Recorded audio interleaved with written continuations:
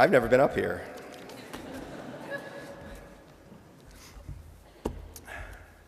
Thank you, President Tillman. Trustees and friends, parents of the class of 2012, wherever they've put you, members of the class of 2012, why don't you give yourselves a round of applause?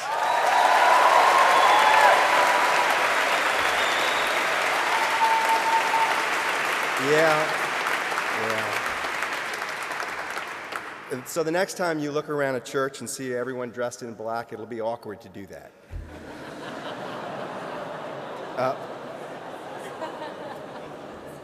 But enjoy the moment. Enjoy the moment. So 30 years ago, I sat where you sat. I must have listened to some older person share his life experiences. I don't remember a word of it. I couldn't even tell you who spoke, and you won't be able to either. What I do remember vividly is graduation, and I'm told you're meant to be excited, maybe even a little relieved that you're getting out of here, and maybe all of you are. I was not. I was totally outraged. Here I'd gone and given them 4 of the best years of my life, and this is how they rewarded me, by throwing me out. At that moment, I was sure really of only one thing. I was of no possible economic value to the outside world. I had majored in art history, for a start. Even then, majoring in art history was regarded as an act of insanity. I was almost certainly less well prepared than you are for the marketplace. Yet somehow, I've wound up rich and famous.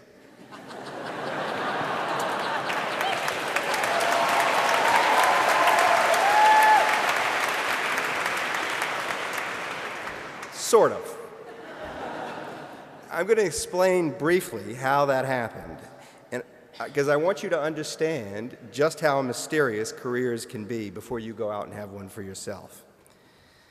So I graduated from Princeton without having published a word of anything anywhere. I didn't write for the Prince or for anyone else.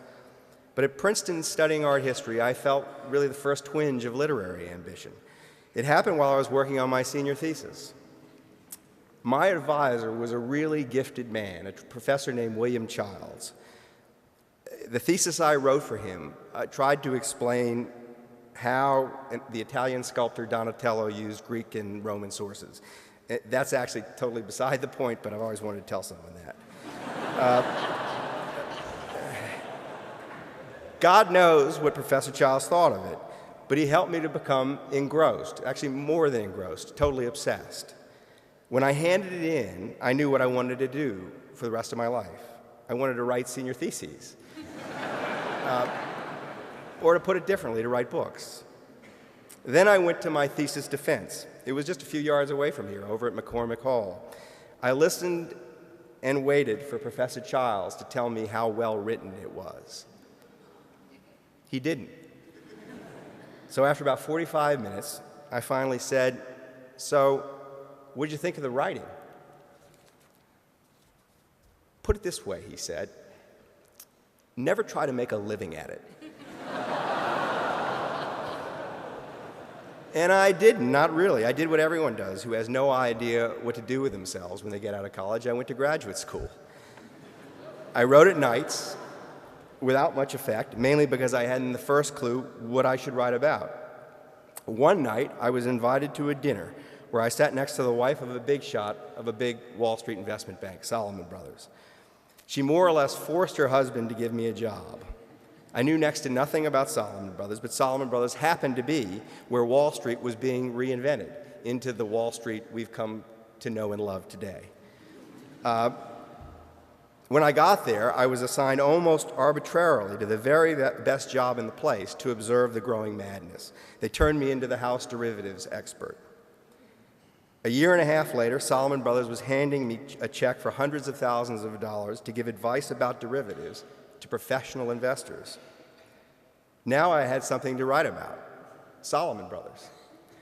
Wall Street had become so unhinged that it was paying recent Princeton graduates who knew nothing about money small fortunes to pretend they were experts about money. I'd stumbled into my next senior thesis. At that point, I called up my father, and I told him I was going to quit this job that promised me millions of dollars to write a book for an advance of 40 grand. There was this long pause on the other end of the line. "You might just want to think about that one," he said. "Why?" I asked.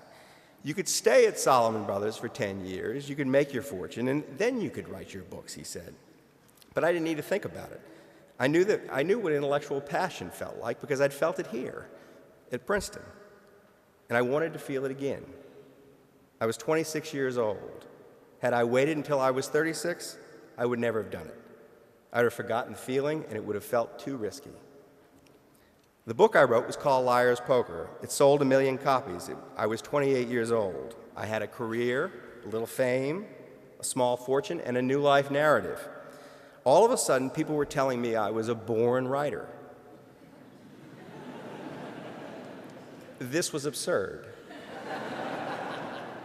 Even I could see that there was another, more true narrative, with luck as its theme. What were the odds of being seated at that dinner next to the Salomon Brothers lady, of landing inside the best Wall Street firm to write the story of the age, of landing in the seat with the best view of the business, of having parents who didn't disinherit me, but instead sighed and said, "Do it if you must," of having had that sense of must kindled inside of me by a professor of art history at Princeton, of having been let into Princeton in the first place. So this isn't just false humility, it's false humility with a point. My case illustrates how success is always rationalized. People really don't like to hear success explained away as luck, especially successful people. As they age and succeed, people feel their success was somehow inevitable. They don't want to acknowledge the role played by accident in their lives. There's a reason for this. The world doesn't want to acknowledge it either. I actually wrote a book about this called Moneyball. It was ostensibly about baseball, but it was in fact about something else. There are poor teams and rich teams in professional baseball, and they spend radically different sums of money on their players.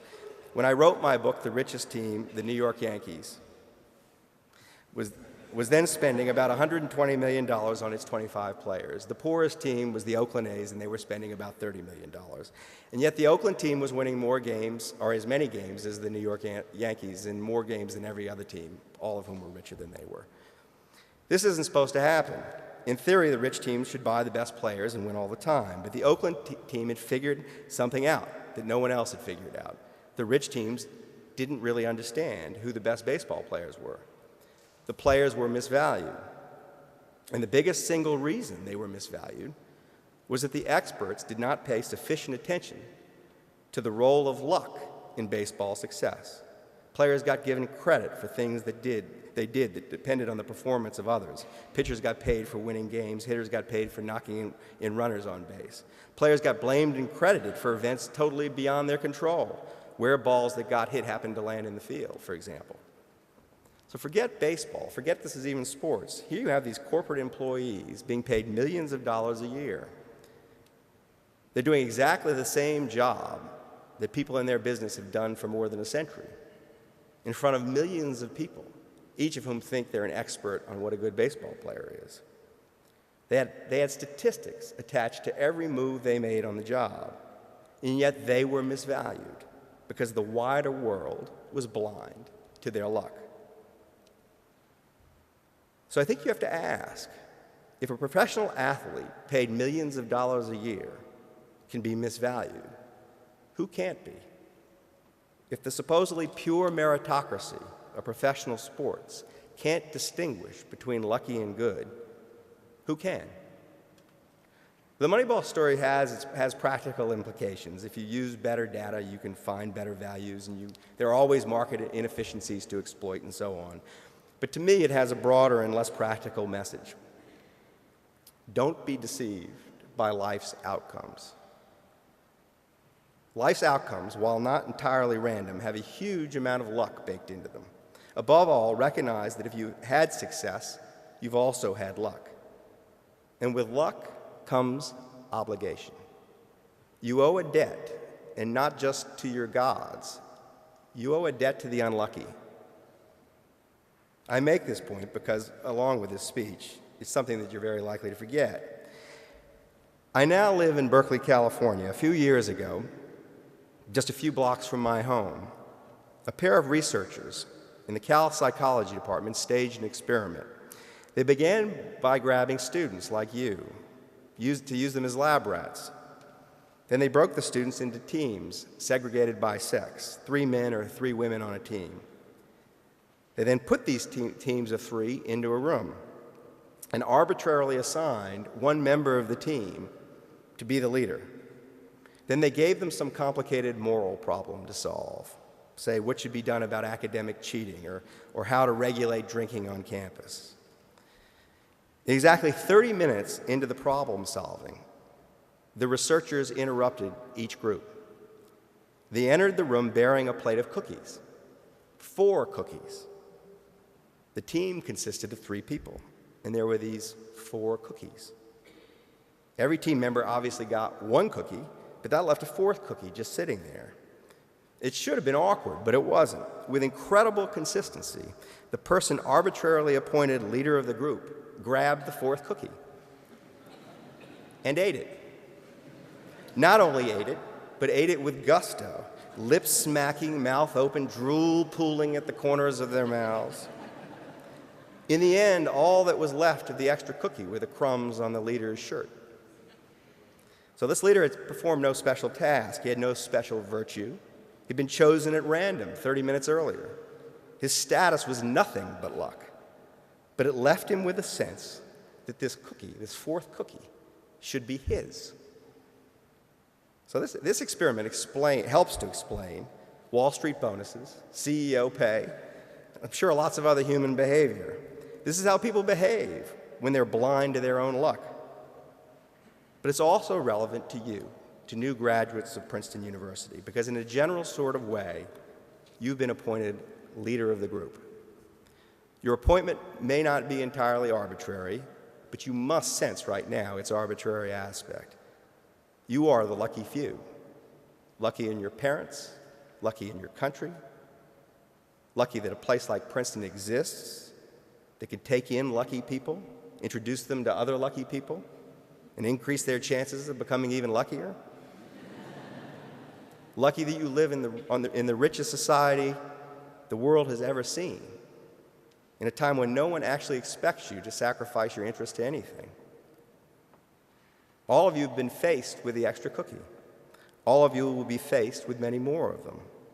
In time, you'll find it easy to assume that you deserve the extra cookie. For all I know, you may deserve the extra cookie.